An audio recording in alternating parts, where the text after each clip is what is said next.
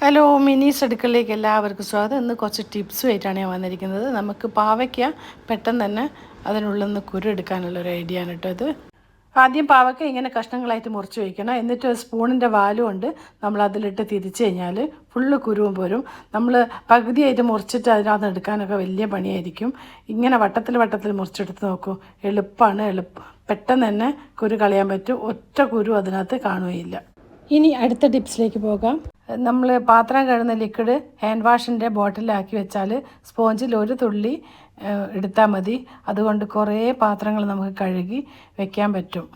ഇത് നല്ലൊരു ടിപ്പാണ് കേട്ടോ. ഇത് വെള്ളത്തിലിട്ട് വെച്ച് സ്പോഞ്ച് കേടാവുകയില്ല. ഇങ്ങനെ ഇടയ്ക്കിടയ്ക്ക് ആവശ്യത്തിന് എടുക്കുകയും ചെയ്യാം. പാത്രം കഴുകാൻ ഉപയോഗിക്കുന്ന സ്പോഞ്ച്, സ്റ്റീൽ വൂളെല്ലാം ഇങ്ങനെ ഉയരത്തിൽ വെച്ച് കഴിഞ്ഞാൽ അതിനകത്ത് വെള്ളം വീണ് എപ്പോഴും വൃത്തിയായിട്ടിരിക്കും. അല്ലെങ്കിൽ വൃത്തിയായിട്ട് സ്മെല്ല് വരും.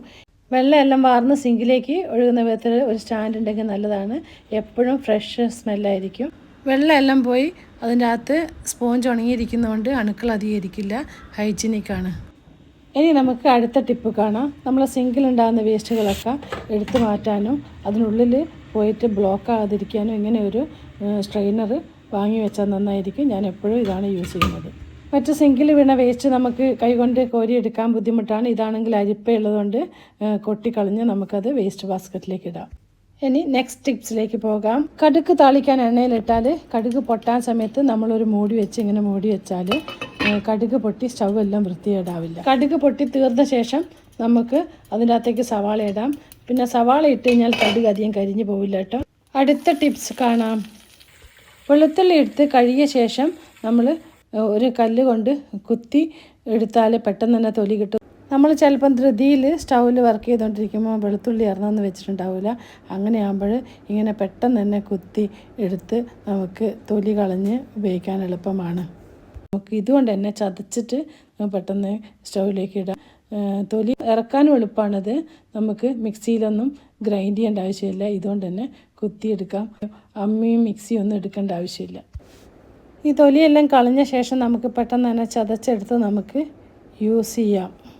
ചപ്പാത്തി പരത്തുന്ന കല്ലിൻ്റെ മുകളിലോ വെജിറ്റബിൾ കട്ട് ചെയ്യുന്ന ബോർഡിൻ്റെ മുകളിലോ പെട്ടെന്ന് തന്നെ ഇങ്ങനെ ചതച്ച് യൂസ് ചെയ്യാം. അടുത്ത ടിപ്പ് നമുക്ക് ദോശക്കല്ലിന് മുകളിൽ നിന്ന് പെട്ടെന്ന് ദോശ കിട്ടാനുള്ള ടിപ്പാണ്. അത് ആദ്യം തന്നെ കുറച്ച് എണ്ണ ഒഴിച്ച് ചെറിയൊരു കുട്ടി ദോശ ഉണ്ടാക്കുക. നടുവിൽ കുറച്ചധികം എണ്ണ ഒഴിച്ച് ഇങ്ങനെ ചുട്ടെടുത്താൽ തിരിച്ചിടാൻ എളുപ്പമായിരിക്കും.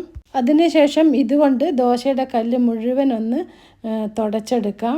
പിന്നെ ഓരോ പ്രാവശ്യം ദോശ ചുടുമ്പോഴും ഇതെടുത്ത് മാറ്റി വെച്ച് ഇതുകൊണ്ട് തുടച്ച ശേഷം ദോശ ചുടുകയാണെങ്കിൽ അടിയിൽ പിടിക്കില്ല കേട്ടോ. നിങ്ങളൊന്ന് ചെയ്ത് നോക്കൂ. ഞാൻ ഓരോ ദോശ ചുടുമ്പോഴും ഇതെടുത്ത് വെച്ച് എന്നിട്ട് വീണ്ടും ഒന്ന് എണ്ണ തടവി അതിന് ശേഷമാണ് ദോശ പരത്തുന്നത്. അങ്ങനെ പരത്തി കഴിഞ്ഞാൽ നിങ്ങൾക്ക് എളുപ്പത്തിൽ ദോശ കിട്ടും. ദോശ പറ്റി പിടിക്കില്ല. നല്ലൊരു ടിപ്പാണ്.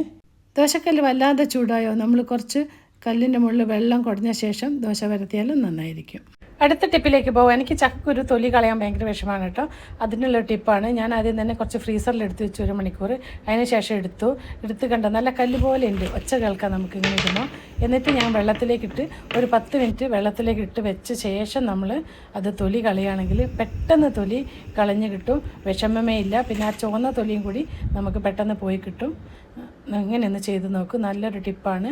ഞാനിത് ഇങ്ങനെ യൂസ് ചെയ്തപ്പോഴാണ് എനിക്കിത് മനസ്സിലായത്. ഇങ്ങനെ പെട്ടെന്ന് തൊലി കളയാൻ എളുപ്പമാണെന്ന്. ഈസിയായി ടൈം അധികം സ്പെൻഡ് ചെയ്യാതെ നമുക്ക് ഈ തൊലി കളഞ്ഞെടുക്കാം. ഇന്ന് പപ്പായയും ചക്കക്കുരു മാങ്ങയിട്ടൊരു കറിയാണ് ഞാൻ വെക്കാൻ പോകുന്നത്. ആ സമയത്ത് കുറച്ച് ചക്കക്കുരു ഇങ്ങനെ ഇറന്നെടുത്തതാണ്. ഇന്നിവിടെ കാണിച്ച എല്ലാ ടിപ്സും നിങ്ങൾക്ക് ഇഷ്ടപ്പെട്ടെന്ന് കരുതുന്നു. മിനീസ് അടുക്കള ഇതുവരെ സബ് ചെയ്യാത്ത ആരെങ്കിലും ഉണ്ടെങ്കിൽ സബ് ചെയ്യുക, ലൈക്ക് ചെയ്യുക, ഷെയർ ചെയ്യുക. ഇനി നല്ല നല്ല വീഡിയോസ് ആയിട്ട് വരുന്നതായിരിക്കും. സബ്സ്ക്രൈബ് ചെയ്യുമ്പോൾ ബെല്ലും ഓളും ക്ലിക്ക് ചെയ്താൽ ഞാനിടുന്ന എല്ലാ വീഡിയോസും നോട്ടിഫിക്കേഷൻ വഴി നിങ്ങൾക്ക് കാണാൻ പറ്റും. എല്ലാവർക്കും ബൈ. See you again.